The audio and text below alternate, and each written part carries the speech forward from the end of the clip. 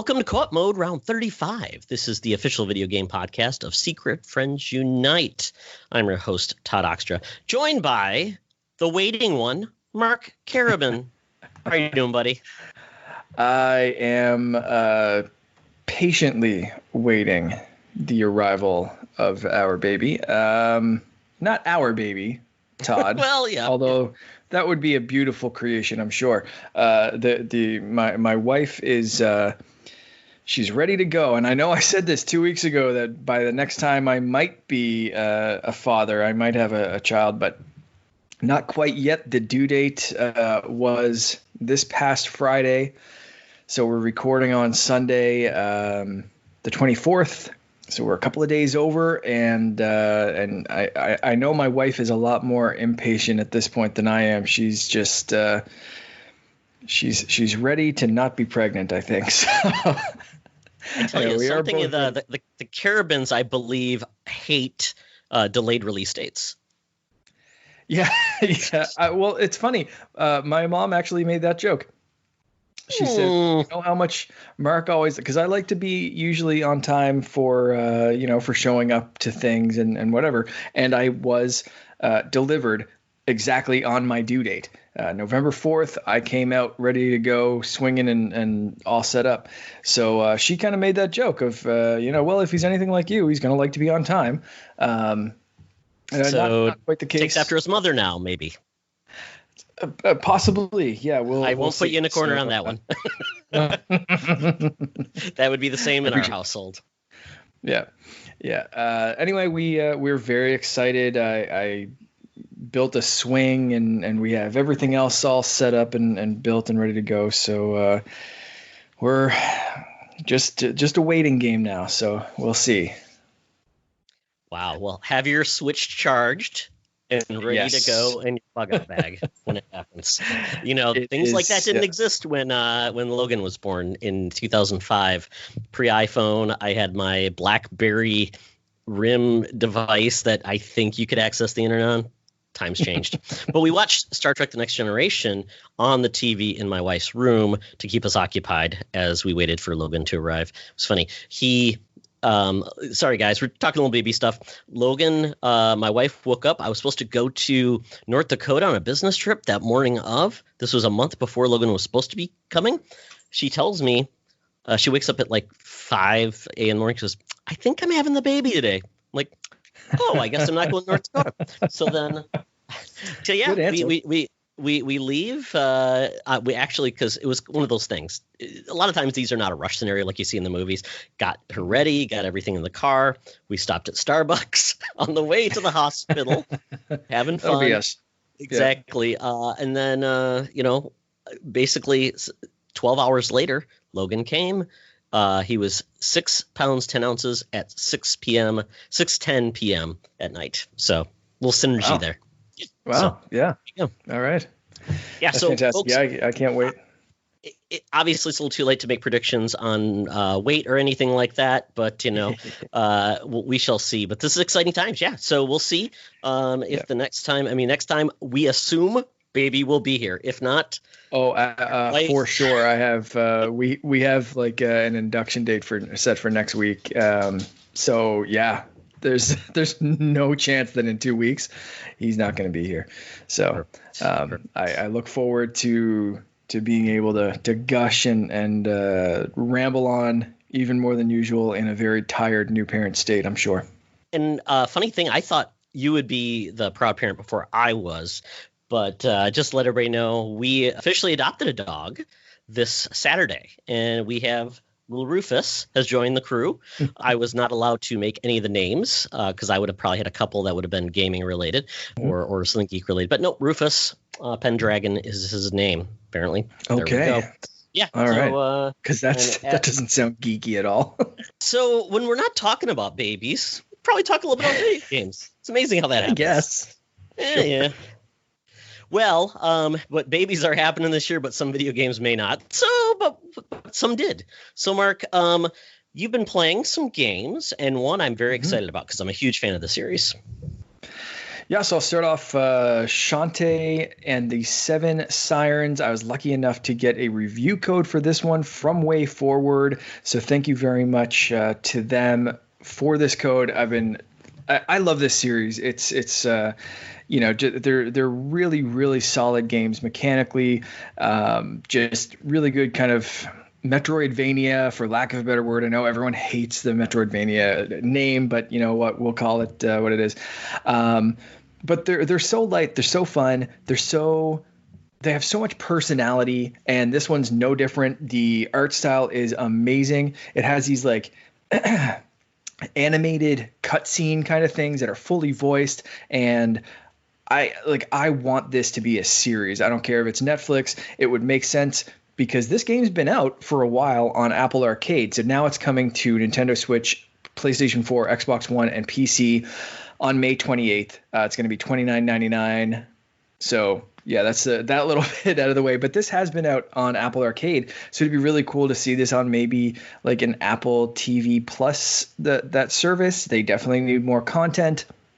But I would love to see an animated Shantae series, movie, whatever it is, even if it was a few shorts or something like that. Like this would be really cool, just based on the production value of this game. But yeah, it's basically, you go to an island. There's supposed to be a half genie show, and you team up with all these other half genies, and then everything goes awry, as it usually does in these games. But the supporting cast is just as charming as always.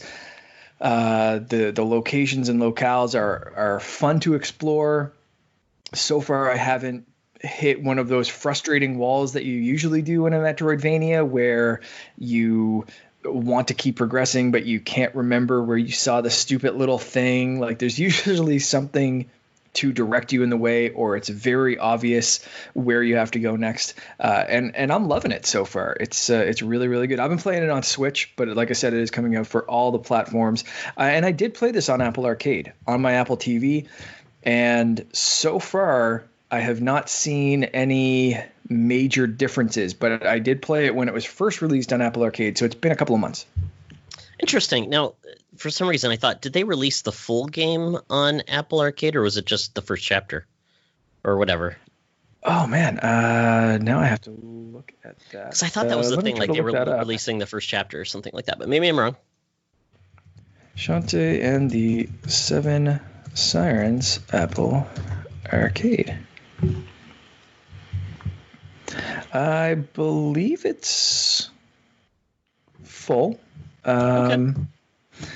Let me just double check my actual instead of Googling this, maybe just actually check Apple Arcade instead of just being a dummy.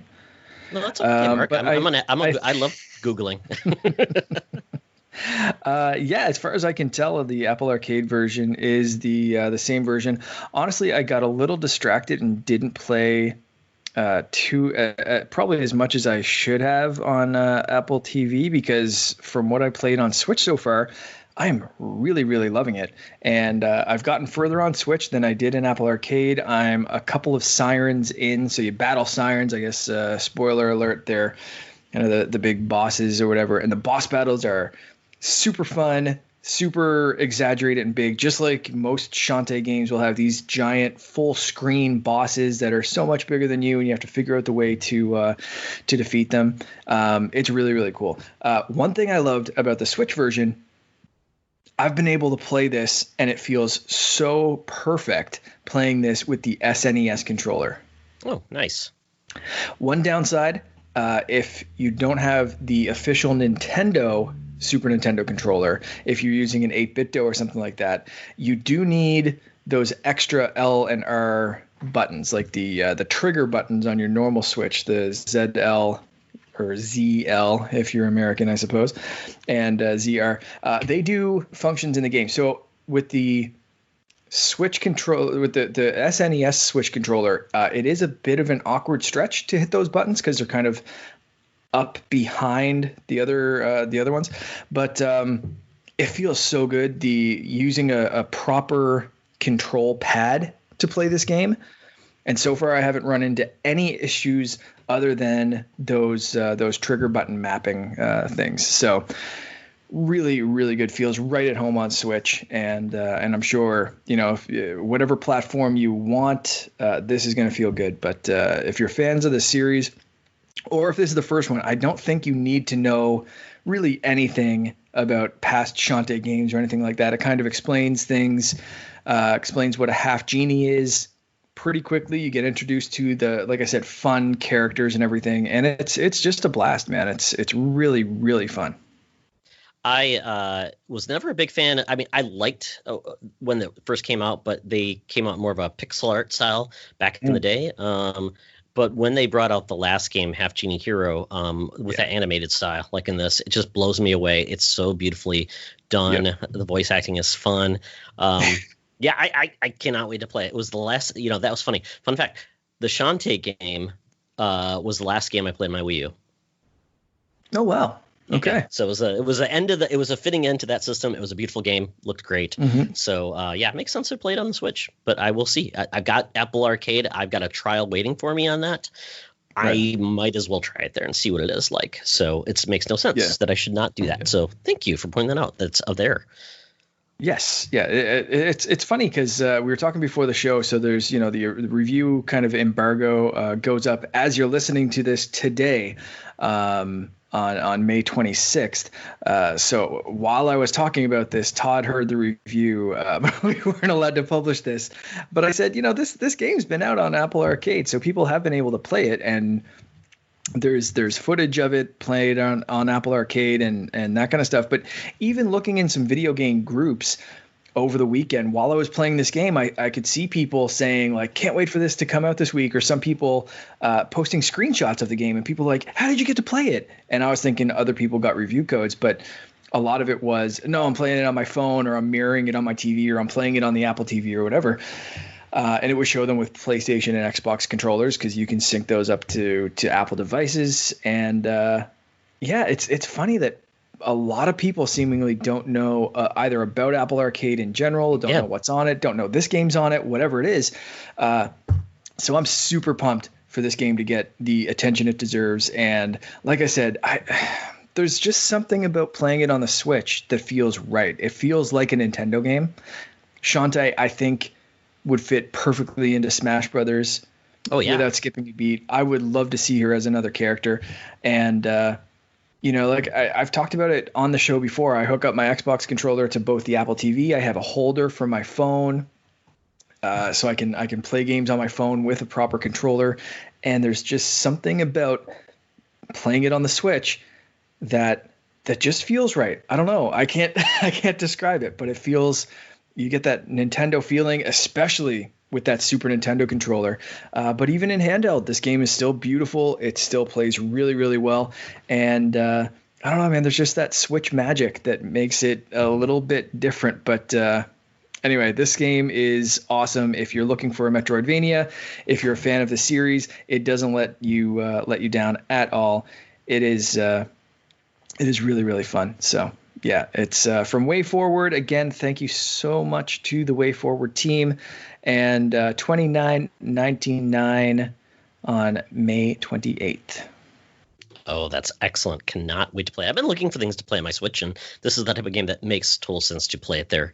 But obviously, if I can play it somewhere else for free, that's the rub, right, Mark? We've got that. That's such a big thing with video games these days, because it's like the Xbox Game Pass. I mean, it's that waiting game. Do you want to wait or do you want to go? It's just like there used to be games with gold and PlayStation Plus, the free games. It's like, oh, I just bought it and now it's free. So yeah. Oh, I know. Yeah, happens all the time. One thing I forgot to mention, since I have been playing this on Switch, with that animated art style, this one's going to look really good on PS4 Pro, Xbox One X, and Mac and PC. If you have a 4K screen or higher, there is 4K hand-painted visuals in this game. So if you're looking for that, like, just stunning, and like I said, I played it on my Apple TV 4K. I don't know if it was running in 4K on that. It might have been 1080p. Visually, I didn't notice that much of a difference playing on the TV. Obviously, in handheld, the Switch is a lower resolution, but yeah, this game's going to look great wherever you play it with that hand-drawn art style. But if you're looking for the 4K visuals, it is available on those higher resolution consoles. Awesome. Well, Mark, since you've been playing a good game, I've been playing a lot of games that have been kind of unsatisfying to myself. Oh no. Yeah. So you talking about the Sega Genesis Classics, maybe going, I own that on Switch. I should play this. So I was playing it and I was just going through the games. Just, a lot of these I thought I knew what they were, and I realized I didn't know what half these games were. I mean, first one I tried was Alex Kidd and the Enchanted Castle. Wow, that game is not good. I mean, nope. You start off, you're like a little dude, and you can kind of punch things, and then there's these weird cars, and they'll just run you over, and you're dead. And I'm like, why? I don't understand the point of the game either. Yeah. There's no story. No. It just drops in, goes, have fun. It was not fun. I did not. Nope. But like you said, I love the setup, the interface. It's so cool. But then, yes, you get into these games, and it makes it super easy to get in and out of them very quickly. Save states. It's really fun. The fast forward part. I didn't realize some of these games just had a lot of just before you could even get to play. There was just all of this either. Sometimes you had a little bit of a story, but sometimes it was just to get through the load screens and everything. I'm like, can I just start playing? So, I mean. There's two games that start with Alien, Soldier, and Storm. I don't think I remember either one of those games. There was another one. It was an Alien Crush. No, Alien Syndrome. I don't know. That you had like a team of guys and you would kill aliens. Okay. It was neither of these games. Beyond Oasis was, I guess, kind of a Zelda type like game, but it was action combat, but it was set in like Arabian Nights. Not a very good game either. I mean, really, when I really got into the games that were good, Comix Zone is a really fun game. Crackdown, I didn't realize what this Crackdown was. I kind of set that one away. But there's a lot of games where you throw your head. There's Decap Attack. Did you try that one? No. Your ability is you've got this head in your stomach and you shoot people with it, kind of like it punches them. Yeah. And then you can pick up skulls and you can throw them as well. Classic. Everybody had a mascot platformer back then. This was one of them. Another one called Dynamite Heady. I don't know why it was called Dynamite Heady. You were like a chicken thing. It was weird. Yeah, I really the games that I thought really stood up were the Golden Axe games were fun. I thought those held up well. Other than that, I need to revisit and see if I can find some deep classics. But the Streets of Rage game I thought was kind of fun as well. Yep. And I always liked Vector Man, so maybe I'll go back and try Vector Man. But the one that just surprised me the most, I didn't realize there was a Virtua Fighter 2 on Sega Genesis. Looks nothing at all like Virtua Fighter because it's not polygonal at all. It's just like standard pixel art. And I'm like, wow, that was half the fun of that game. So I think we talked about that a few episodes ago, didn't we? With one of our guests, and we talked about Virtua Fighter for the Game Gear. Yes. So Sega had, seemingly some strange Virtua Fighter partnerships that didn't live up to the Virtua part of Virtua Fighter, right? Because like that was the whole thing. It was like virtual fighters, right? And they were all like polygonal, and it was like the 3D. You could move the camera, so it was putting you in this virtual space for the first time in a fighting game, kind of thing. And it like those games. The proper ones really broke some ground in the 3D fighter space of trying to figure that out. And then you saw Mortal Kombat like 64 or whatever it was try to copy and emulate some of those moves of the camera shifting and stuff, which is funny now playing Mortal Kombat 10 and 11 to see that it's basically just back to a flat screen. There's no more moving around the arena. It's just kick the shit out of each other on a flat 2D panel and whatever. I mean, the visuals look fantastic now, but so it's weird to see that Sega did have this weird Virtua Fighter, like, hey, me too, but they couldn't pump out the visuals or something. It's so strange. It might have been the Sega. Was there a Sega CD version, or was it just 32X?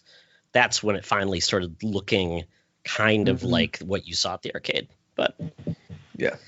Yeah. So there you go. Sega Genesis Classics. I think there's fun to be had. Just know that you're getting into an era of games that where Sega had a lot of interesting titles, but not always to the level of quality that Nintendo had. So there you go. Yeah, I think that's one I can recommend if it goes on sale, because you'll see even the Sonic games. And I think I mentioned this when I first got this game on Switch, was it went on sale. So it was equivalent of buying 3 of the games separately. Because I think usually the games are about $6 or so, Canadian anyway. So like, about somewhere around $5-6, something like that. So when I got it on sale, I think it was, if I bought Sonic 1, Sonic 2, and Comic Zone or something separately, the rest were basically cherries on top. So yes, some of those games are complete duds. Some of them, it's interesting to jump in and see like, oh, they thought this mascot was going to take off, or, oh, they thought this concept was going to work. No. And some of them, it's, the most fun you're going to have loading those games is seeing the bedroom all set up, the virtual bedroom for the title screen, and popping the game in the system. But very interesting collection for sure. Yeah. And I did notice that I like the fact that Sega did allow a lot of people bringing their games to the system, the Genesis, to play with that opening Sega, and they let them do different things. I like that. I thought that was ingenious because they could play with it, kind of like if you have like a movie where it's like Paramount Pictures or something like that, and they'll blend the movie into that title sequence. So that kudos for them having a little bit of fun with that, because I don't think anybody ever gets to touch Nintendo or they'll get killed or something like that. Yeah, it's very, very rare if they do, I think. So, yeah, good call. Another game I've been playing, speaking about licenses and fun things with those properties and things, Star Wars Pinball. I love pinball, and haven't really played a good pinball video game in a while, and jumped on this one a couple of weeks ago, and for whatever reason, I've been really picking it up and playing it more the last couple of weeks. And it's got, again, I got this one on sale, so it's a great game to get on sale. But I think now that I've played it, I see the value in it, because at first it was kind of an expensive pinball game, but there's so many different tables. There's so many different ways to play. There's challenge modes. There's almost like a career or story mode. It doesn't tell a story, but you kind of go through and complete different challenges and collect holocrons, Jedi or Sith. You pick your side. Really, really fun. So I've been really enjoying just going through and unlocking. I think there's like 19 or 20 different tables. They're all very unique. They all have different challenges. They all have different scenes and stories that are all well animated. So, you launch an event and you pick a scene from the movie, and it will kind of, go through a very simplified version of that, but it'll say, Han Solo will be hiding behind some boxes. So you have to hit 3 different lanes to take out the stormtroopers in a certain amount of time or something. It's really fun. It's if you like pinball, this is a great one. Check it out. Yeah, I think I bought the various different pinball games on different devices and have tables across everything, and I think those are such a fun update and allow you to play pinball in different ways. Now, I think which one was it? So one does licenses and one does the actual and sometimes they'll make non-real pinball games, and then one does only actual pinball games that have actually released too. Is it Pinball FX, and then one is Pinball Arcade? Zen? Yeah, Zen or something like that. Yeah, it's I can't remember which one's which, but and I don't even know. Honestly, I don't even know who handled this game. I should have probably looked that up. Let me try right now, very quickly. But I again, I've been playing this on Switch. It's available for the other platforms, but one thing I saw on Xbox was this game seemed to be broken up into the different tables, or you can buy them individually. I don't think you have that option on Switch. I think it's just one big collection. which saved me a ton of money. So nice. Compared to what I was looking at on Xbox. So again, especially if you can get this on sale. This one is made by Zen Studios. Okay. Yeah, if you can get this on sale, especially, but even at full price, this is a great value. There is 19 tables. I was right on with that one. And it's everything from the classics straight through Rogue One, Solo, Clone Wars, Rebels. There's everything in here. It's really, really impressively done. It's really cool. Nice. Yeah. Pinball is something that it's a Pinball Arcade does all of the real pinball games that you've played at the actual arcade. Yeah, so right. Zen does Pinball FX. So there you go. You've been learned. Both are worthwhile, especially if you played the real ones back in the day. Yeah. This one, it has a mode that I really want to check out and just haven't had the time to properly, I guess, adjust my Switch the right way. But it does have like pinball table mode where you can basically put your Switch screen, what would that be? Whatever, vertically, I suppose. Yeah. So you can set it up vertically, like so good that I want to get one of those vertical grips for the Switch right now and just like have it just for pinball. Is that the flip grip? Is that what it's called? I think so, yeah. Yeah, for all those shmups and all those arcade-based games where vertical is the way to do it, yeah. Yeah, and it's one button to switch like the camera and you know there's a ton of different modes. I was very impressed with this package. I got it because I love pinball. I have since I was a kid. I had a tiny pinball machine when I was a kid, and I still have that right now. It's actually up in the baby's room. That I kind of cleaned it all off and everything. But it's been a long time since I played pinball, and I'm loving this, man. It's great for short little pickup sessions or like, you know, burning a couple of hours into this and not realizing where the time goes. It's really cool. Yeah, we have a pinball bar that I have no clue if it'll open again. Hopefully it will. But I've never been there and I've always wanted to go. So that is something I will definitely do. All these aspirations of things to do once the everything is opened back up. That is something I want to do. So there you go. It's a goal. Let's see. So, Mark, I was telling you that I played a game that I want to love, but I still can't. And that is Sunset Overdrive. It's a studio I love, Insomniac Games. It's a game that I love the aesthetic. It's playful. It's fun. And I've tried it twice now. And I thought, well, maybe I was just not in the right mood to play Sunset Overdrive the first time.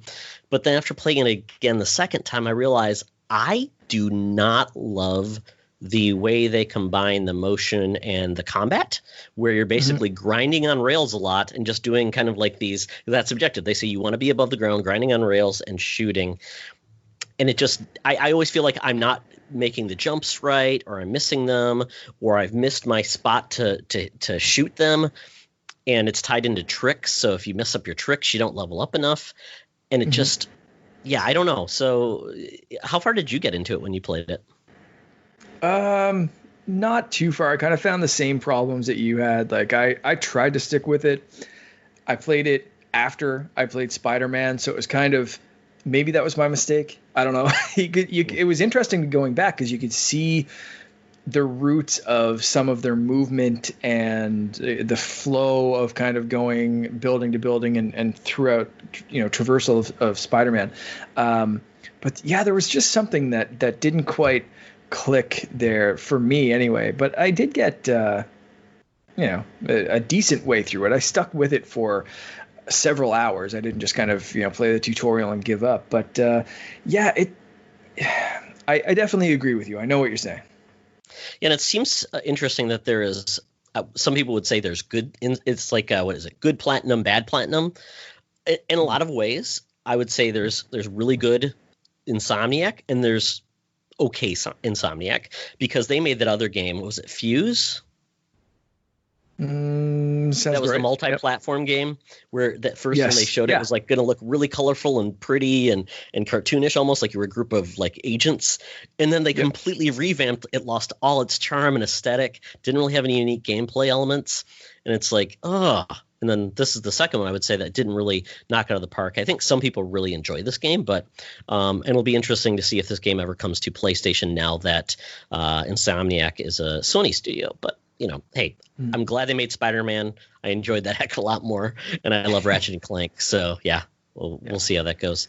And then Mark, you saw a trailer that some people were a little bit, I guess, grumpy about, that it appeared the way it did. Yeah, so Fortnite just had another event. So they have been crushing it with these virtual events. Again, this Party Royale mode seems to be, they seem to be trying Ready Player One kind of stuff. Like at least starting bits of Ready Player One, where they just want you to go as your avatar, hang out with your friends. There's paintballs, there's vehicles, there's a full island to just mess around but not shoot and kill people. They had the Dylan Francis, Steve Aoki, and Deadmau5 concert a couple of weeks ago, and this past week they had a Tenet world premiere. So that's the new Christopher Nolan movie. And this was the first place that you could see this trailer. So Jeff Keighley and one of the stars of the film, John David Washington, they actually opened this up. So you went on Party Royale Island. There was a big screen just like before. And they introduced the movie. They introduced the trailer. They talked a little bit about the experience and about, Jeff Keighley was his usual cheery kind of self and a really good interviewer. John David Washington talked about his love of video games and the PlayStation controller that he's literally worn the nubbins off and all this kind of stuff. And then they played this awesome trailer for this awesome looking Chris Nolan movie. And then they talked a little bit at the end. And another big thing that I don't know how people are going to like, they finished it off by saying there's going to be a full-length Christopher Nolan movie shown inside Fortnite coming up. More details coming soon. But that's it's a weird kind of thing. The whole presentation lasted about 15 minutes start to finish with the 3 or 4 minute trailer thrown in there. But yeah, that was it. So what do you think? I'll get your feelings on this as someone on the outside, and then I'll tell you what it was like on the inside. I'm perfectly fine with this. I mean, I don't know about watching a movie within Fortnite. I mean, I don't know if that's ideal, because it would be like going to a drive-in movie. I mean, essentially, right? You'd see all the people around you. It's maybe not ideal because it's kind of not, your screen might be obscured a little bit, but the fact that this is just a trailer and there's not really the draw of traditional media to get people's eyes in one place anymore. But everybody's playing Fortnite. Well, at least the audience that they want to reach out to are playing Fortnite. Younger, that demographic versus traditional TV. People are watching streaming services, and they typically don't have advertisements. So how do you reach out to people? How do you get those impressions? And unless you're searching for Tenet, you're probably not going to see it. So I think this makes total sense. I love it. I love the way they're branching out and trying different things. It's cross-promotional. Great, another stream of revenue where they can give away things. And I think that's something that if they continue to say, we want you to watch something, but we're going to make it worth your while one way or the other as well. And if it's even just, Fortnite, if you got an exclusive movie or a way to show a movie and you could watch it for free, that would be huge. Because if you would just told your parents, hey, mom and dad, you can watch a movie for free. All you have to do is download this game one way or the other, PC, whatever. If they want to, they'd probably do it. Right. Yeah. Yeah, exactly. Especially, the way, and I really enjoyed this for the concert, at least. I don't know how this is going to work for a full Christopher Nolan length movie, which tend to be on the longer side of things. But for the concert a couple of weeks ago, I really enjoyed just being able to go in there with my friends and hang out and talk and say, oh man, I love this song, or man, that was a great track, or whatever, or just do stupid little dance emotes through this whole thing. So where we can't really go to a movie theater, and we can't, although this one is still scheduled to release in theaters July 17th. We'll see if that comes true or not, whatever. But, to be able to hang out with my friends, whether they live here and I just can't see them thanks to social distancing, or they live on the other side of the country and I never get to see them. It's just a cool place to hang out and interact. And I've said this on the show many times. That's one of the big reasons I play Fortnite, is to just hang out with my friends. So if we can sit for 2 hours and watch a movie together, and I'd love if it was Batman, because I got the Batman skins when they came up in Fortnite. So watching the Dark Knight as the Dark Knight, I think would be pretty fun. But yeah, we'll kind of see how this goes, I guess, and see. I'm interested to just see how they're going to pull this off. Like you said, is this going to be something where people can be jumping in front of you? While we were getting set up, not during the trailer, but while we were getting set up for the trailer, someone hit me with an ATV and set me about 100 feet in the air. I took no damage because it's Party Royale Island, but it was still like, you can't control what other people are doing. While the trailer was playing, someone did kind of walk behind my character, but the way I was kind of angled, they did kind of pass in front of my screen for a second. Didn't really take anything away. It was during the interview part, not the proper trailer. But yeah, so I'm wondering how they can control that, or what they're going to do for that to accommodate people. Are you going to be able to set up kind of a private party island, so I could just go there with my friends and watch a movie with, 2 to 20 people, whatever? Or are you going to be there with randos who you can't control? So I'm very curious to see what movie it's going to be, how they're going to set it up, when it's going to be. Fortnite, I think right now there's a countdown in the game. I haven't played in a couple of days, actually, since this trailer. There's a countdown, big event happening, I believe the end of this week on Friday or Saturday.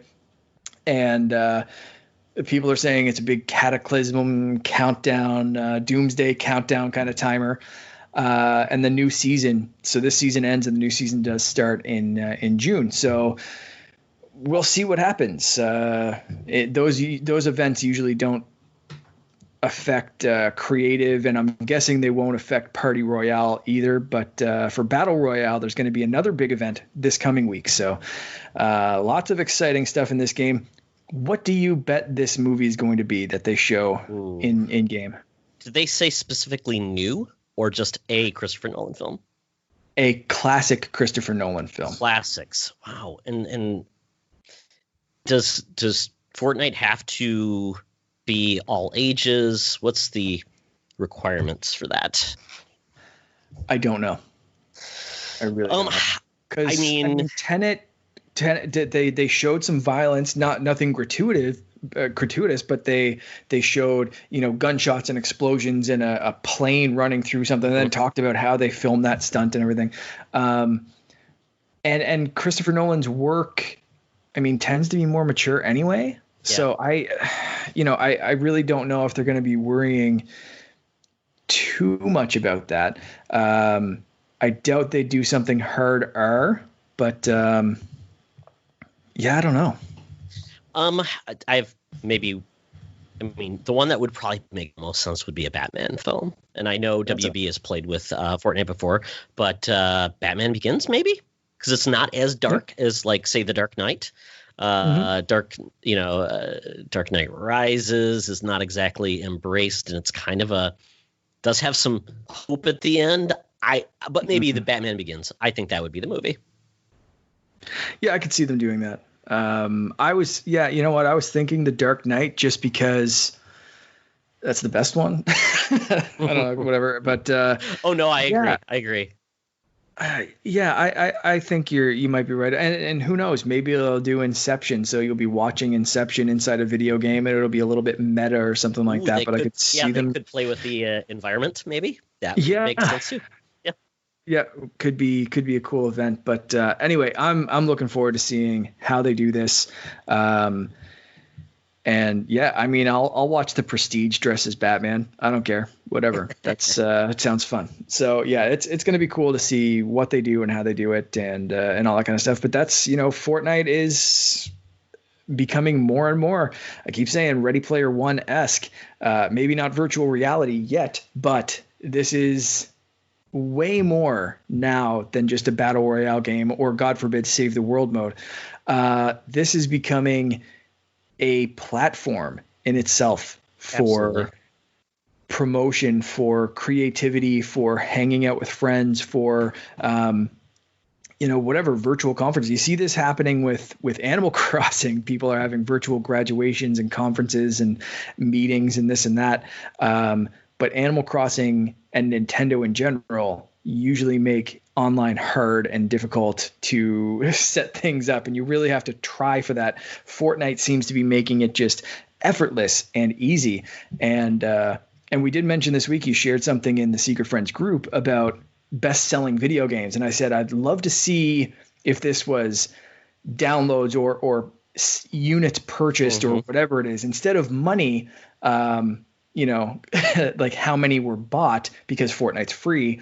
But like you said, you can tell your parents, you can tell anyone to download this game, and as long as they have pretty much any device, because it's on smartphones, consoles, PCs, friggin' toasters at this point, basically, like it's everywhere and it's free. So the barrier to entry is about as much as downloading Skype. Absolutely. Yeah, it's amazing. And who would have thought that the studio that made Unreal, Gears of War would go on to do this type of thing? It's just amazing. And and they still make engines. They're still doing cool stuff. Yeah. As they showed, that new engine that's going to be out for everything under the sun. So I'm excited, and that is such a interesting company, and their story Cliffy B. He left before he really got to see where they could become. So, yeah. Mercy, yeah. Yeah. Last game I'm talking about, DuckTales Remastered. I remember playing this and loving it, like Shantae, taking something 8-bit and then turning into beautifully animated, almost like looking like the actual animated series. I wanted to play it again because I never did. I think I got tied up in the difficulty, so I just said, you know what, I'm going to man up and I'm going to be doing this on easy mode just so I can play it for fun. And I'm loving it now that it's not as hard, because I want to enjoy it. I mean, I'm not that young boy that could dedicate my whole life to being good at games. So DuckTales Remastered is just a blast. I was glad to play it again. It happens to be backwards compatible on Xbox 360 and Xbox One, so that's where I'm playing it, on Xbox One X, and it's fun. I'm just really enjoying it. So if you like it, I told my friend about it. He goes, wow, that looks like the cartoon. I'm like, yeah, and they even have the voices of the original show. And it was the last role that the guy who did Scrooge McDuck did before he died. So it's wonderful. So I'm really enjoying that game too. Yeah, it's a great game. I liked what they did with this. I went back and played the original in the Disney Afternoon collection, and I have no idea, as a 36-year-old man right now, how the hell I was ever able to beat that game. I think 3 times in a row without getting hit. Wow. I think that was it, because my friend's shitty cousin told me that there was a secret that you unlocked if you could beat it 3 times without getting hit. And I practiced my ass off until I could do that. And I did it and nothing happened. And I threatened to hit him with a car, even though I was way too young to drive. Gotta love it. But anyway, yeah, that was we had some time to play when we were kids, but easy mode, thank God. Oh yes, thank you very much. Then we get into news. It was kind of an interesting news week that we've had the last couple of weeks, because things have started happening. We've gotten into this mode of, we're calling it the event formerly known as E3, has now kind of morphed into the Summer of Games. Thanks, Jeff Keighley. So stuff happening and news announced from May all the way to the end of August with Gamescom. And who's not playing that game though, Mark? Nintendo. Yeah, they are just, as usual, marching to the beat of their very strange little Donkey Kong drummer. Donkey Konga? Yeah, Donkey Konga drummer, frick. Man, yeah, so Paper Mario, the Origami King. This one dropped out of nowhere. Super quick release date too. It's coming out July 17th. Mm-hmm. So couple of months heads up. You called this, did you not? Like, perfectly called this. Although you said this was going to be their big game for the fall, so you were slightly off. So. But yeah. Never so happy to be wrong, I'm guessing. Mm-hmm. Absolutely. And I think this game makes people so happy. Yeah.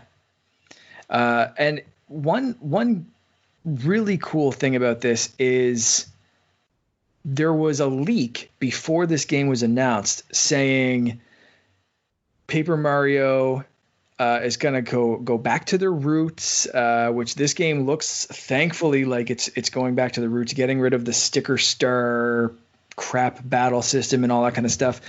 That seemingly from the trailer, it looks a little bit like it's going back there.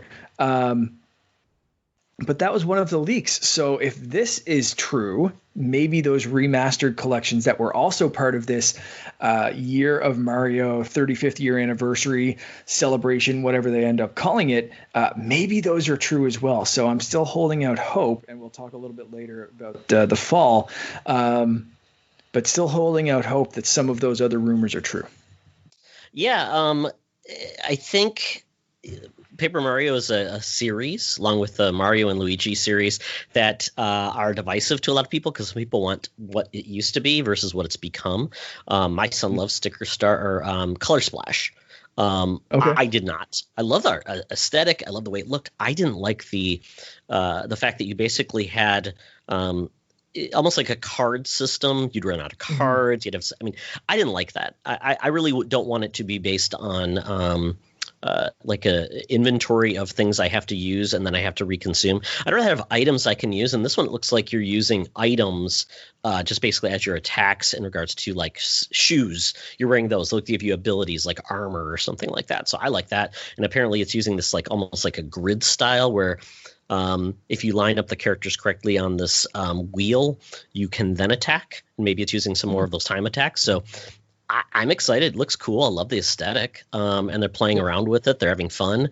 And maybe they're doing some teasing with us, Mark, when they show the end of it with Mario wearing that Samus Metroid hat or mask.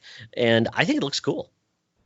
Yeah. That Metroid tease was just way too mean. Come on, give us something.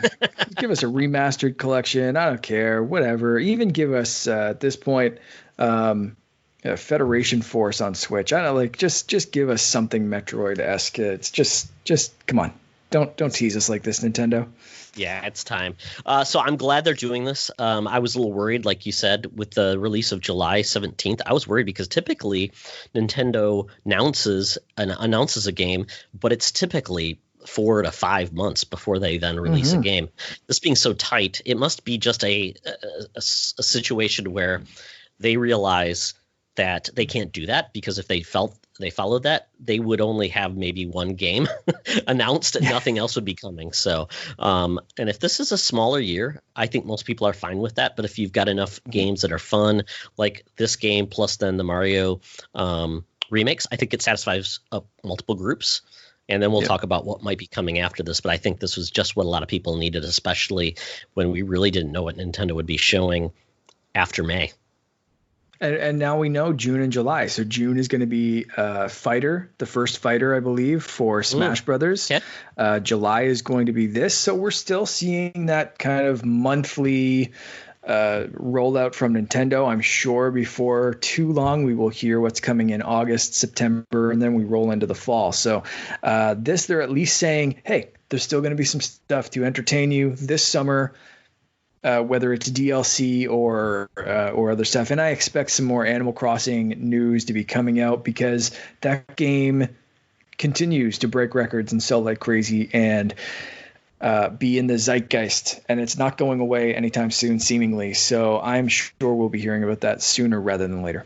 Yeah, I think Nintendo has needed some new things to talk about. A lot of these Nintendo sites, it's just all Animal Crossing, or has been all Animal Crossing. And eventually, even like fans of Animal Crossing are kind of getting burned out, because you do something enough times, even its magic can wear out. So I think it's good to have this, something to pulse it in. So, and no game should have to have the burden of everything on it that long. Exactly. Yeah. No game, no matter how good, can hold that weight indefinitely. No. But one game that I think is hoping to come back into people's hearts and minds, and that is Tony Hawk.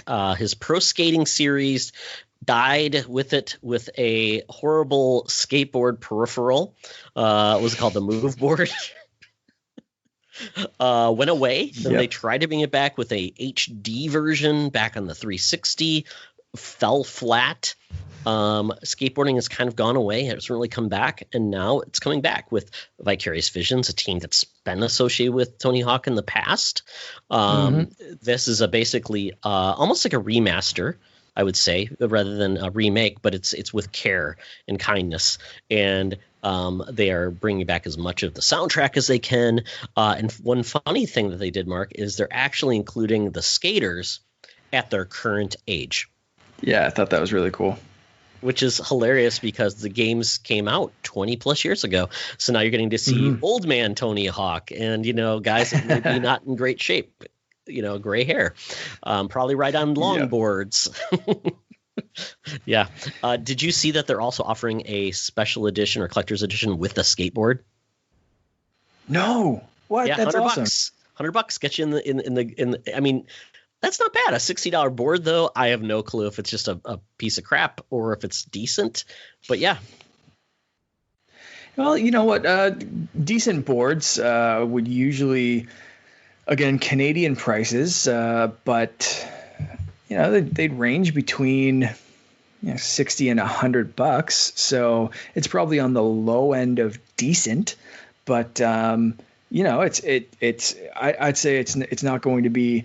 Is that the full board or is that just the deck? Do you know if it's everything included? Oh, it's just a deck. You're absolutely right. You're just a deck. Just a deck. Okay, I put a picture in there of it.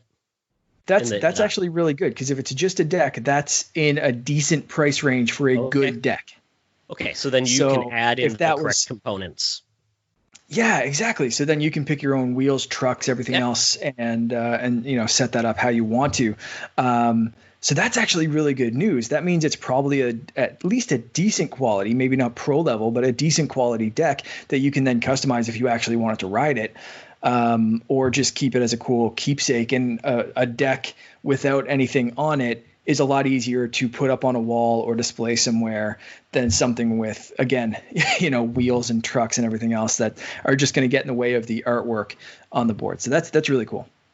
Yeah, and the fact that it's going to have most of the soundtrack coming back, some of the songs, people, just love all of those tunes, especially if you continue to practice. They get in your zeitgeist of like all these cool songs, kind of like "It's All I Want" by The Offspring in Crazy Taxi, same type of experience. Yes, exactly. I actually, when I read this, created a Tony Hawk Pro Skater 1 and 2 soundtrack compilation on Apple Music and sent it to my brother. And it has literally everything. And he was like, "You are absolutely insane for compiling these." And I was just like, I wanted to hear Guerrilla Radio and Superman, Leave Me Alone. And the reason I was able to rhyme off prices of decks and stuff is because he wants to build a new deck. He skateboarded a lot when we were kids, and I was helping him look online. So that's why I could rhyme off those prices really, really quickly, because I was literally doing that last night, because I'm excited about the music. He's excited about the skateboarding. And I'm very excited for this collection. It's awesome. Yeah, and they even added online so you can play together, which is something you never were able to do with these games. So yeah, exactly. Yeah, not coming to Switch though. I know, and that's so weird, especially where Vicarious Visions is handling this. If you don't know Vicarious Visions' history with the Tony Hawk franchise, it's almost all Nintendo. The GBA, I played that. I played the GBA version. Oh my god. Man, they did the GBA versions. They did the DS versions. The DS versions were fantastic. Skateland, Proving Ground, Tony Hawk's Underground on GBA. These games were so good for what they could do at the time. I love these ones. And for Vicarious Visions to be handling this, I was like, oh man, this is coming to Switch. And then they're like, everything but Switch. And it's like, it seems so weird. It seems just like such a missed opportunity. I'm hoping that later on they say, hey, you know what? We had to get these other platforms out first, but we're working on optimizing a Switch version and making sure we fit it on that hardware, whatever, so the usual BS, whatever. But I'm 100% buying this on my Xbox because I can't wait. It's going to be awesome. Very cool. Yeah, very cool. Something that's not coming to Xbox or Switch is Ghosts of Tsushima. We had the State of Play just dedicated to finally show gameplay of this game coming to PlayStation 4 in July as well. I'm not sure if you got a chance to watch it yet, Mark. I didn't watch the full gameplay. I watched several minutes of it. I saw the basic gist of, the wind directing you where to go, animals in the environment, being able to pet the fox and all that kind of fun stuff. It looks beautiful. It's kind of an interesting experience because I wasn't exactly really sure what to expect. Was this going to be more like a action type of game? Was it going to be a little bit more of a Souls like Neo type game where and it's going to be a blending of that, I guess, because when I looked at it, the movement seems very fluid. You do have the ability to tackle this in more of a stealthy way, like as a samurai. And be basically have that samurai code of honor, or play as the ghost, which means that you are a terror. You don't care about having any honor, and you like to see people. You want people to see you, so you can inflict that terror and have them go away. Basically, this is a samurai that is trying to bring back honor. He's trying to fight back, I guess, rival warlords, but it's really cool. I don't know if I'm going to be good at this game. I hope it's not too difficult. Apparently, you can die within 2 to 3 hits. There's different styles of fighting. You, instead of having a traditional waypoint and arrows, apparently you're supposed to follow the breeze or wildlife to get you to go where you're supposed to go. There's a black and white, almost like the old samurai films story mode as well, like where it's black and white. I'm just blown away, and I need to see this in 4K because I only watched it on a 1080p monitor, but this game looks just beautiful, and just the aesthetics. I cannot wait. This is going to be a really busy back end of the year with big games. Last of Us, Ghosts, and then we've got Cyberpunk and whatever else gets dropped, and then obviously Halo and those games that are coming out in the fall, and Assassin's Creed. So there's some heavy hitters. This 2020 is gonna end on a high, I think, for current gen. Yeah, it seems to be heading in that direction for sure, and hopefully things won't continue to get delayed, and they have enough of a headway that they can finish projects and get these out. And like you said, to fill up the rest of the summer and going into the fall. I'm feeling the same way about this game as you are. I am notoriously terrible at stealth games.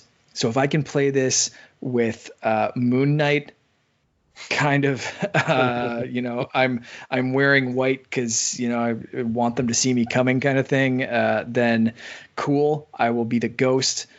There's just, I don't have the patience or skill for stealth games. This game looks really, really beautiful though. And the combat stuff, like you said, dying in 1 or 2 hits, reminded me of, if you want basically the most demake version of this game possible, check out One Strike. It is a pixel art 2D fighting game, but it's basically that you have samurai weapons, so sword, this, that, whatever, and it is basically what the name says, one strike. So it's a lot of blocking, parrying, and you get that one chance to strike your opponent, and whoever basically strikes first wins. It's very, very, very cool, different fighting game. I have that one on Switch, but I think it's on everything. Nice. Yeah, there used to be another game on PlayStation. Oh, I can't remember what it was called. It was sword fighting, and you could kill someone in one strike. I can't remember what it was called. Not Samurai Shodown, it was something else. But yeah, I'm excited for this. I don't know if I'm going to be good at it or it will be my style. I haven't liked all Sony games. I wanted to love Horizon Zero Dawn and love the story, love the environment. Did not love the combat, so I kind of gave up on that game. So we'll see. Mark, we are getting, once again, we talked about the games of summer. We're getting another basically digital conference, and this is called New Game Plus Expo, June 23rd, 2020. This one's going more so in indie creators with, I would say, a bent towards the Asian gaming market.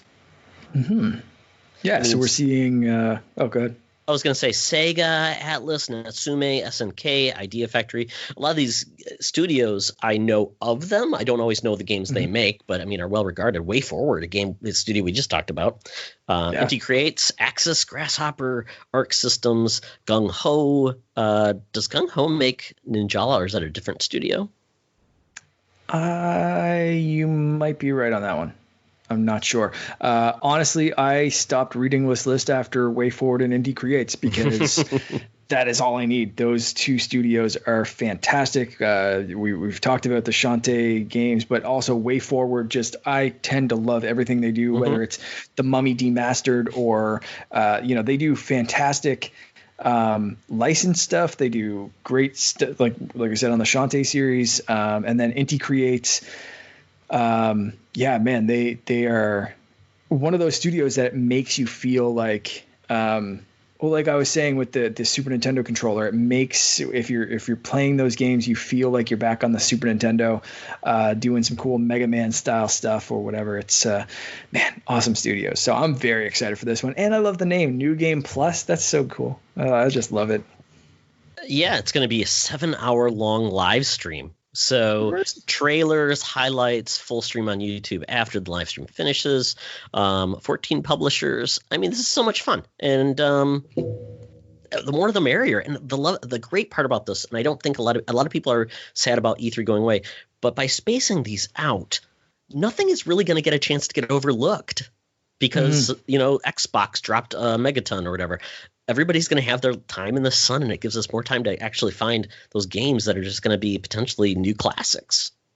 Yeah, exactly. That's one problem we've had with E3 for years. It's a couple of days or a week max of this news dump, and by the time you're reading about something else is trying to take its place, and it's so easy to miss things.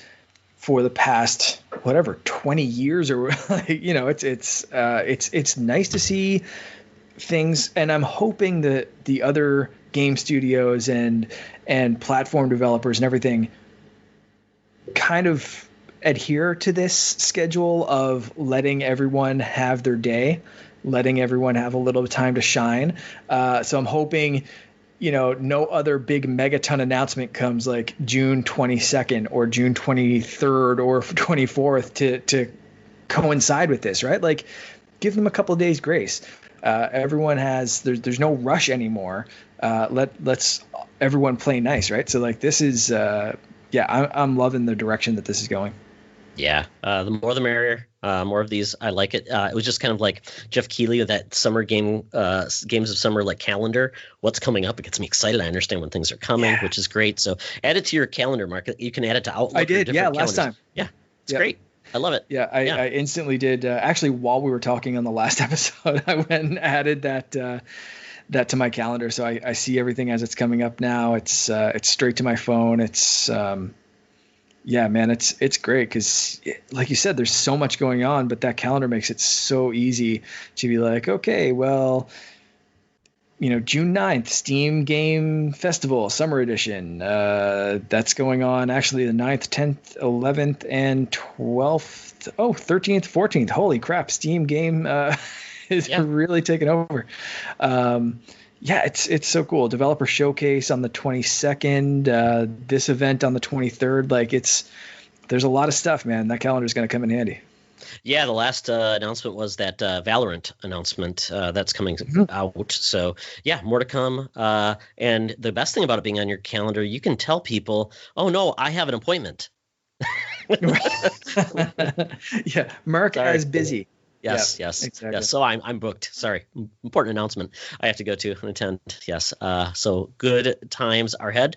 But good times are here for video games. In this environment of COVID and everything, and all these negative impacts to almost every industry. And then there's a bright spot. Video games are on fire because it's one of the things that can flourish in this current environment. Apparently sales up for April, Mark, up 73% to a record $1.5 billion in April. There hasn't been a big April as big as this since April 2008. That was the heyday of the Wii. Everything was all on all cylinders. All three systems were on fire as well. I would say it was the closest performing generation we ever had, where all systems, I would say, were in it equally. But yeah, I mean, this is amazing. This one figure just blows my mind. Sales of the Nintendo Switch through this year are the highest of any hardware platform in history. Wow. That is incredible. Yeah. I mean, it makes sense incredible. Because very rarely have you had a console where you had two different points of entry at the same time. One, still $300, pretty affordable, and then one at $200. I think they got the right mix where they can just, blow it out of the water. And this is also coming at a time when there are still people complaining that you can't find them. So can you imagine what kind of record this would break if they were readily available to everyone that wanted one? Because I had a friend message me the other night saying, I kind of want to try Animal Crossing. Where can I get a Switch? And it was like, oh, buddy, hold on. Good luck. Hopefully you can find one. Yeah. So, yeah, can you imagine if the inventory was there? We're already seeing record-breaking sales. How much more could this potentially have been? That's what I'd love to know, is to try to get that statistic and say, this is how many people bought, but also how many people wanted it. This is what they could have done if Nintendo had their inventory shit together. But who could have predicted this kind of climate that we're in, and how many people would be clamoring for entertainment? Yeah, I mean, hardware sales up 163%. This is crazy, to $420 million. I mean, that's exciting, and we'd expect the Switch to be doing really, really well. It's new and fresh. The fact that the PlayStation 4 and the Xbox One are up 160% year over year. These are systems that are dying, I mean, they've been going down. We've got new systems coming in. They've already sold, the PlayStation 4 is already almost at 110 million. I mean, there's just not much room for growth. And the fact that it was even growing, that's crazy compared to last year. Yeah, that's wild numbers, but good for us, because we'll have lots of hopefully new people listening and talking about video games, and it's always great to always better to play together, always better to game together, and to talk about video games together and share this common hobby. So the more the merrier. It's great. Absolutely. Yep. And the funny part is, the Switch system that people want the most is the original, the one where you can play together, and those ones are almost impossible to find. So it's great. I'm glad people are playing together, because I don't think the Switch is a one-trick pony like the Wii kind of was with the Wii Sports, because a lot of times that was the only game they play. With this, there's just so many new options that people can play with. So, folks, if there are any new gamers in the group, let us know. We can make recommendations. We can play online together. We are there for you. Something we're also there for you is predictions, Mark. The event formerly known as E3 is no longer happening, or it's happening now because it's in the Games of Summer. We are going to get drops all throughout the summer. But the thing that makes this year really exciting is new consoles, obviously. 2 new consoles. Last time this happened was in 2013. When Xbox One and PlayStation 4 both launched. So this makes the announcements a lot more interesting. It's not going to just be about games. It's going to be hardware and things like that. And this is where, like we said, the video game industry is at a high point. I think back in 2013, the video game industry was kind of like, oh, consoles are dying. Nobody wants them. It's, Nintendo was just launching the Wii U, and it wasn't off to a good start. The 3DS, I believe, had a rough start as well. So we are in a completely different spot. Yeah, this is exciting. So we've asked people to give us predictions, and Luke Lore wrote in with his predictions. And we'll go through and add in Luke's predictions as well as we do ours. We asked for PS5 launch date, price, lineup. Same thing with the Super Xbox. And then Switch is a little bit different because we don't think they're going to have any new hardware, but they might. So we said games, feature updates, and hardware, if possible. Potentially revisions. We'll count those well. So, Mark, quite honestly, I'm just going to give you a broad announcement. When do you think they're actually going to announce? When is Sony going to announce the actual and reveal the actual system. I didn't put that in there, but I just want your thought because we haven't seen it. Right. I think that Sony's going to do this. I'd say they're both going to be sooner rather than later. I'm giving June or July as a time frame. Most likely, I'm thinking end of June, simply because I think as hardware manufacturing ramps up, and it's going to have to ramp up really, really soon if they want supply to be there for the launch in the fall. So I think there's going to be some leaks anyway if they don't get out in front of this. So I think we're going to see, that late June, maybe early July kind of, hey, here's what this is going to look like. Here's where, it's a little later than E3 might have been, but I think that's when we're going to see stuff from Sony, the latest that they can to get out in front of leakers. Yeah, I keep hearing this rumor about June 4th. People keep talking about it. It might happen. So I think that probably makes sense because Sony has been so quiet. They've kind of shown all their cards for their current gen games that are coming out. Yeah. So I don't think they feel like they're going to shortchange those games at all. And it might be the perfect time to say, and by the way, these games will be playable on PS5, whatever. But yeah, I'm going to stick with that June 4th date. I think they're going to reveal the box and maybe go through the UI and possibly show some games from both first party and third party. So you're thinking I don't think big drop June 4th, like a week from Thursday. I think so. And I don't think though we'll see a price yet. I think that's where we're going to have the chicken, the game of chicken. Oh, yeah. I don't know who's going to want to show their cards first because that really the last time that happened, Xbox dropped first and PlayStation said, "Oh, $399 and this is how you show your games." We remember that. Phil Spencer I think has already alluded to the fact that they're setting themselves up to be a little flexible with the price just in case that happens again. But they've also kind of seen, the tech specs that Sony was showing off and Mark Cerny was talking about, and they kind of have a pretty good idea of where Sony is coming in price-wise or where they believe Sony will come in price-wise, unless Sony does something crazy and takes a massive hit or something on every console sold. They could always do that. But from a smart business perspective, it sounds like they kind of know where they're coming and their pricing kind of similar to that. But I really don't think we'll hear about pricing until August. Yeah, I think you're right. From either console. I think you're absolutely right but they eventually have to do it. They can't say it's launching in November and you'll find out the price in November because they've got to do, they want to know how many they actually have pre-orders to deliver and day stuff. one. Yeah, 100%. Yeah, that's. I think August would be the latest they could push that back, but we'll see. Yeah, it gives you time to save your money up for the fall, or if you're still buying masks for your family. Yeah. Exactly. Yeah. So we'll start off with so we've kind of figured out what we've got. Xbox already released their box. We know they're going to show some first party games in July. They said they're going to have announcements almost every month of something happening. So we do know we're going to see games first party in July. So very cool.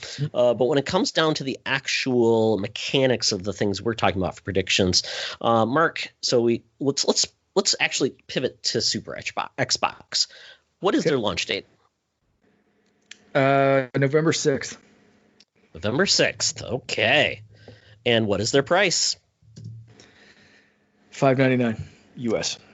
Oh no, they're gonna go through the Sony, the infamous $599 US. Oh, sorry, $499. $499 US. Okay. Ooh, okay. Oh, I was happy about that. They're taking the place of Xbox One X. Okay. Perfect. Yep, that's where that's coming in. $500. Okay. And what would you say their launch lineup will be for exclusives? Halo. They're going to pull a Nintendo. They're going to have Halo, and then they're going to have all of this stuff that's backwards compatible, that's enhanced for Series X. But the big one that they're going to start off with is Halo. I really don't know if we're going to get anything else that's specifically Xbox Series X. And with Halo still coming to Xbox One, I don't know if we're going to have a specific, this can only run on Xbox Series X at launch. And I think they're going to explain that in a couple of different ways. One is they're going to compare it to a phone or a PC or something like that. If you want something running at the best specs, the Series X is for you. If not, the Xbox One X, the Xbox One are still excellent choices for now. Eventually things will kind of get pushed out, just like we see with phones and everything else. But I also think they're going to say, you know what, right now people are constrained money-wise, people are constrained, or the system is constrained, just stock-wise. So until we get this stuff figured out, we're not going to see a Series X exclusive that can only run on that platform for 6 months. Do you think they will? What Xbox One versions will be still available when Series X launches? I think we'll see the Xbox One X drop in price. And then I think they'll still sell the Xbox One S, but I think that is going to be dirt cheap. That's going to be your entry level. That is going to be your get people into Game Pass level box. They are going to get that as cheap as possible. It's probably going to be maybe, the all digital edition at that point, just to knock a little bit more of the price off. You won't be able to get a Xbox One S that will accept discs. I think that's going to be their like super cheap entry level thing to get people in the door, and then take whatever $100-200 off the One X, and then Series X takes the $500 price point. Cool. Very cool. Well, Mark, I will trump you with your date. I'm going to say November 3rd. I know this is weird because I looked at the dates available. It's funny. They typically launch on a Friday, so you would hit it with November 6th. November 3rd is a Tuesday. Yeah. And November 3rd is a Tuesday, which is typically when video games release sometimes. Mm-hmm. So I went with November 3rd. And it's funny because I looked November 13th, Friday the 13th. Nobody wants that date. which is a pain, and I don't think you can go much earlier because guess what? You're in Halloween time, and I don't think that's the right time to launch a box because it just feels, your season. I don't know why, but I just feels like that's a weird time to launch a new system is right in the middle of Halloween. I think people's focuses are on somewhere else. So I'm going to say the Xbox Series X will be $499, and they will have the Series S. And it could be one of two things. Series S at $299, and then I think you're going to get the SAD edition for $99. Woo, mercy. Yeah, I don't think they want something to say, well, I could just get the Xbox One X, which is still super powerful. That could distract from. And then they're just going to say Series S is there. That's that essentially replacing the Xbox Series One X. So basically say you can get the super crappy cheap edition, but you're going to notice it's not playing games great. But we don't want to give you a version of a system that can still play games that looks beautiful in 4K and all those things. So I think they're going to say, yeah, we want you to upgrade this way, but we're going to still give you an options that's dirt cheap. And by the way, you have to probably have Game Pass or something, buy all your games digitally, which means we make more money. Do you think they'll actually hit the 99? I was thinking like 150 for this one. Maybe when that's I was saying like super cheap, I was thinking 150, maybe 175. 99, man, that thing would that'd be a whole second life for the Xbox One ecosystem, I think. I think so too. You'd be picking those up to just give as gifts. It makes sense. I mean, if they're all in on, the price of that hardware has got to be super cheap these days anyways. Mm-hmm. And the fact is they want as many people buying games digitally or getting a subscription. It's just a no-brainer, especially if Sony's still out there selling the PS4 for $200 and they don't have essentially a Game Pass option yet. So I don't know. Could work. Yeah. I'd buy a Series S for my dad just to play golf with friends or something like that. He hasn't played video games since the NES, a couple of games on the Wii, like you said, Wii Sports or whatever. But at that price point, I'd be just throwing these things out. hey, you get an S, you get an S. Yeah, exactly. Yeah, exactly. So crazy. Yeah, I am curious though if will be a Series S. I don't know. At $299, it kind of makes sense. But I mean, if they're going to go after Sony, they could definitely offer a box that's kind of like undercuts them and still gets them a next generation box. Yeah, that maybe is just a little bit tiered down. Yeah. Yep. And then I say Halo, of course. We think we know that's coming. I'm going to say Forza because there hasn't been a proper Forza in many, many years. So they probably worked on it. And racing games show off systems so well. I think that could be there. And I was looking through all at launch. I think it's at launch. Yep. Yeah. And then I think this is going to be me being stupid. I think they're going to have a new Banjo-Kazooie game, not done by Rare, but I think they are going to go after that because I think there's a lot of nostalgia. I think there's a lot of want for that type of game, and it would kind of hit all the quadrants, something that's more adult. Not done by Rare? Not done by Rare because Rare has their new game. This one? I don't know if Rare has it out to Playtonic or maybe, although Playtonic said they aren't doing it, so maybe. What if this is the Playgrounds game? It's a Fable.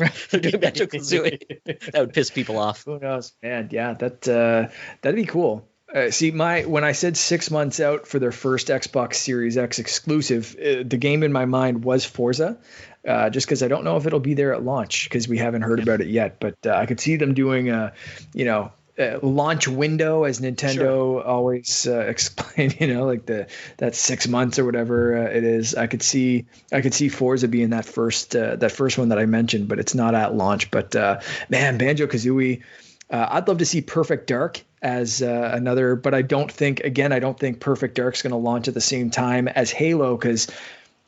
Again, two first-person shooters, even though they're vastly different universes, I don't know if that's a smart play. So it's going to be interesting to see what they come out with. But Banjo is such a great idea because that gets the kids in there. And I have something in mind for Sony, but I never, for some reason, thought of Banjo. So good call on that one. And it might just be all those levels that were made in Project Spark. We shall see. Luke Lore, though, says Series X is $500 with Halo at launch, and it'll be the only AAA Xbox Game Studio game at launch. Okay. All right. So you got definitely conservative. Yeah. Yeah. Yeah. Okay. I didn't see Luke's before, by the way. I'm just I'm going to put that out there. I have no idea what Luke was saying. I didn't see that come through on Twitter, so I'm glad we're seeing eye to eye here, Luke. This is I see you. I hope you're all wrong. No, just kidding. We pivot to PS5. Yeah, PS5. So, Mark, the reason why I picked November 3rd for Xbox is because Sony's going to do November 6th. So Xbox is just going to say, okay, great. We'll undercut you. We'll get right there. Well, it's probably the soonest we can do without being in Halloween. And then I'm saying $499. I just don't think they have the price flexibility that Xbox has.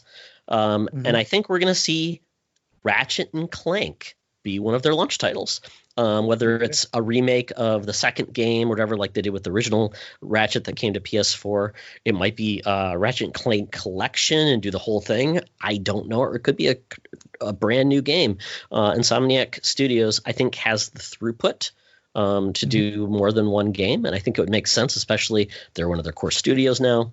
And people love Ratchet and Clank. And I think it's a light enough game. It's fun to pair that up with something that is a hardcore game. And that's Gran Turismo 85 or whatever it's called these days, or whatever it will be called.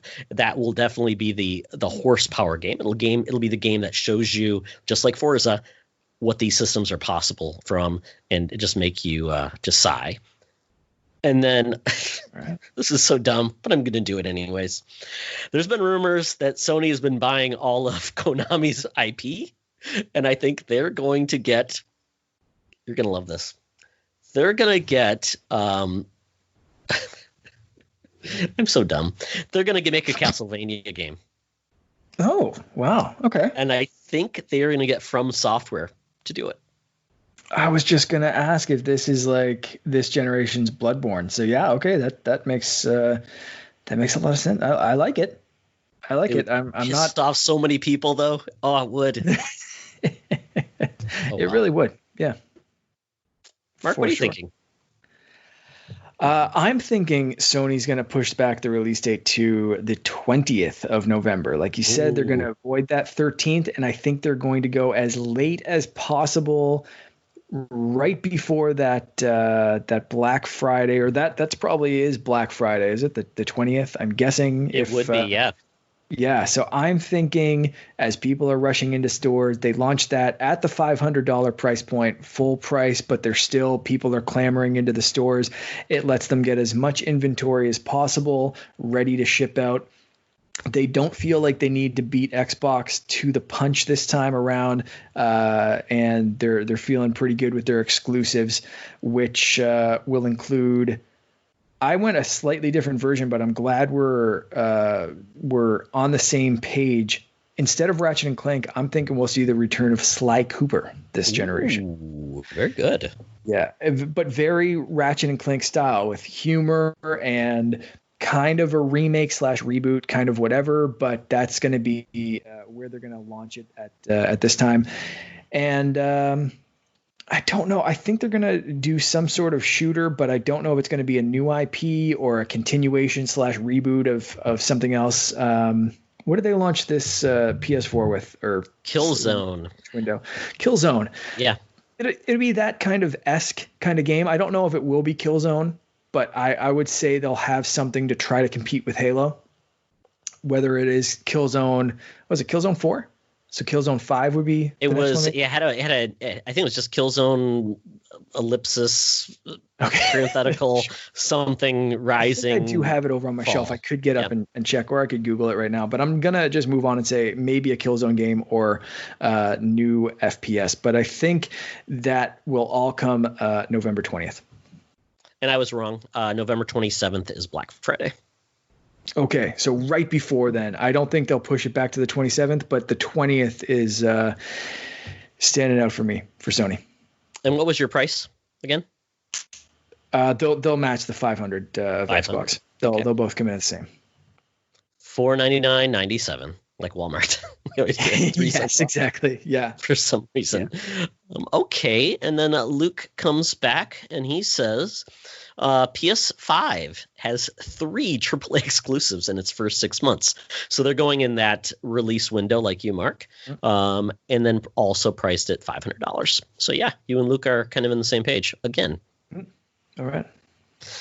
Can we get to the wild card, Mark, with Switch? Oh, my goodness. Does anybody really know what they're going to do? We talked about this, the fact that, we really don't know what they were going to do.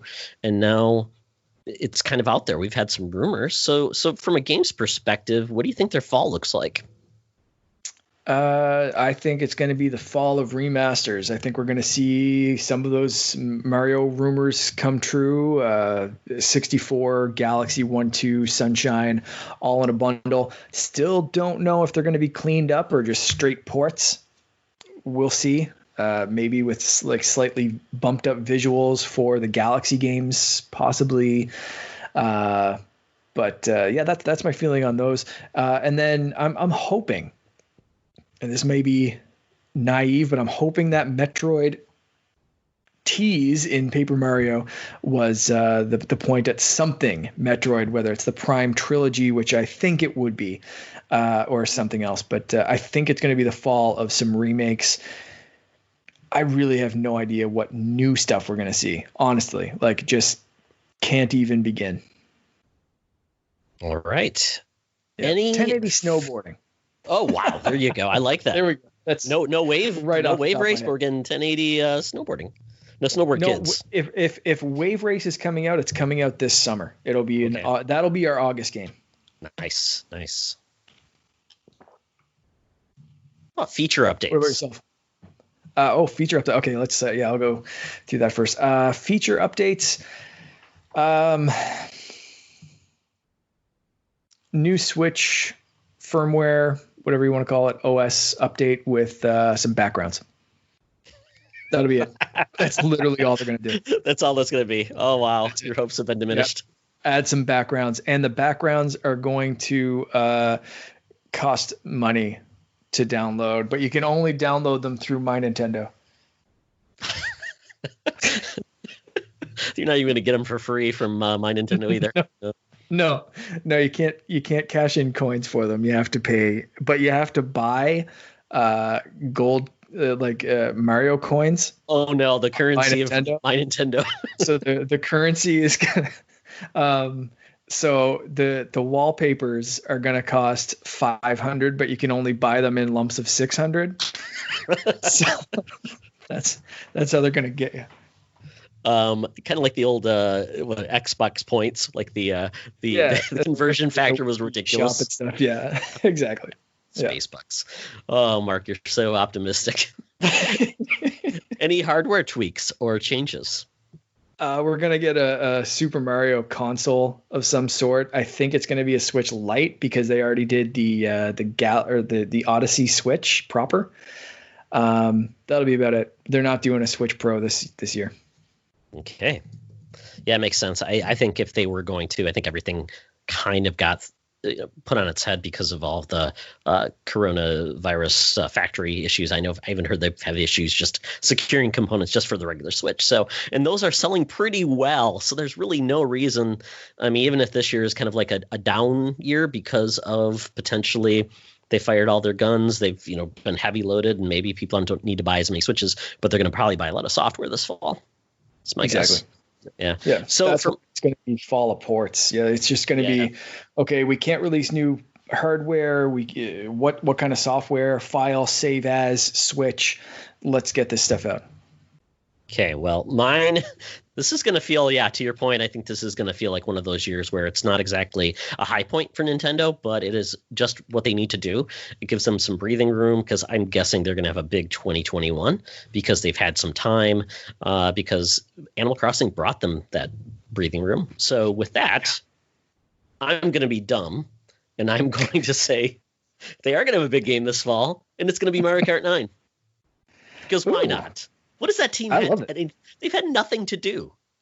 They haven't supported it with much. So Mario Kart 9, I think, and I don't know if this will be the one, but this would be cool if it was the Nintendo Kart. Pivoted it over to Mario Kart Universe or something. Yeah, 100%. Yeah.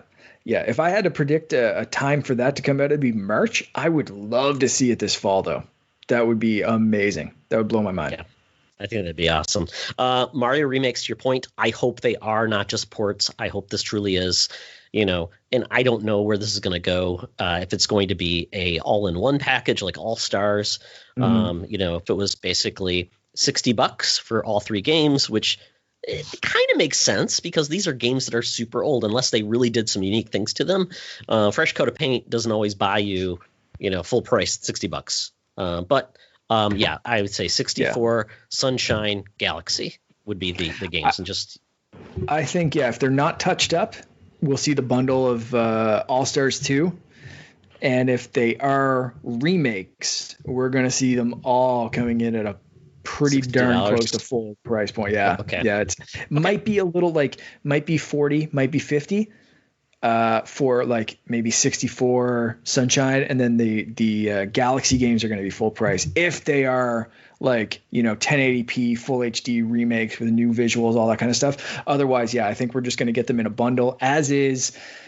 They'll look good on your TV now, they'll play on your TV, but these are the games as is, kind of almost virtual console on a disc or whatever, or on a card.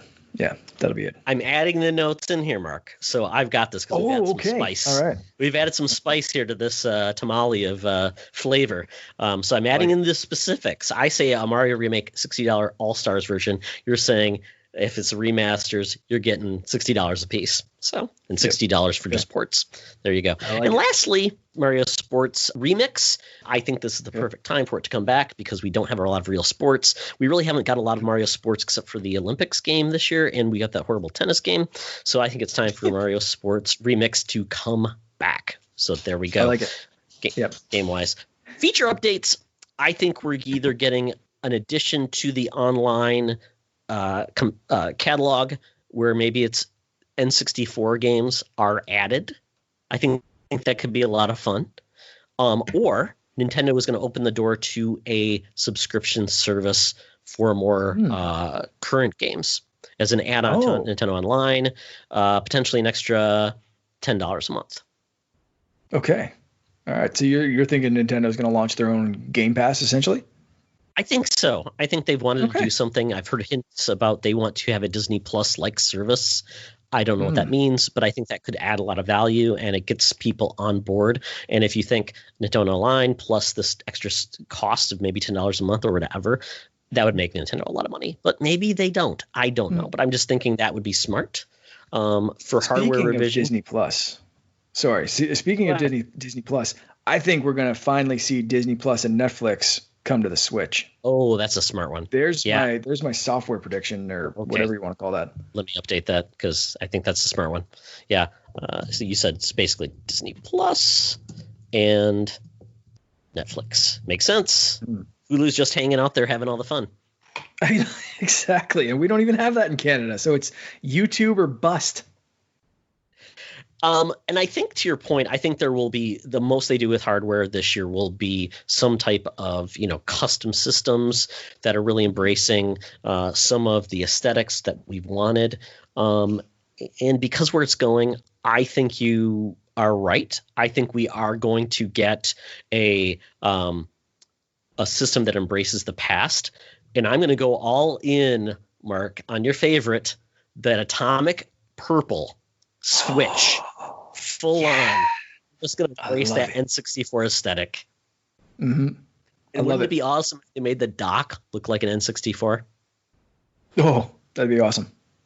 So there we go. That'd be great. And then Luke wraps it up with Nintendo.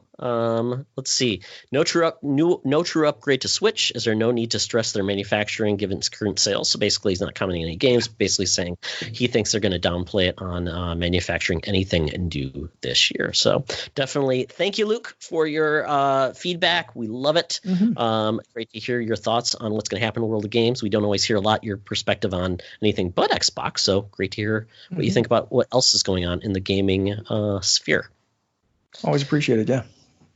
So, Mark, this is it for this week's episode. Folks, if you have additional predictions you want to put out there, it's this isn't the only time you can do it. You can keep pulsing those in, as things are happening. Let us know what you think is going to happen in the world of games over the next 6 months. We want to hear it. Mm-hmm.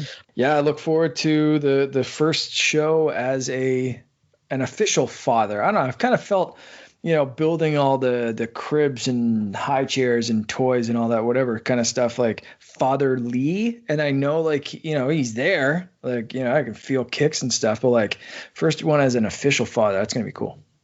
I think insomnia is the official badge of being a father. So enjoy that, points unlocked for that.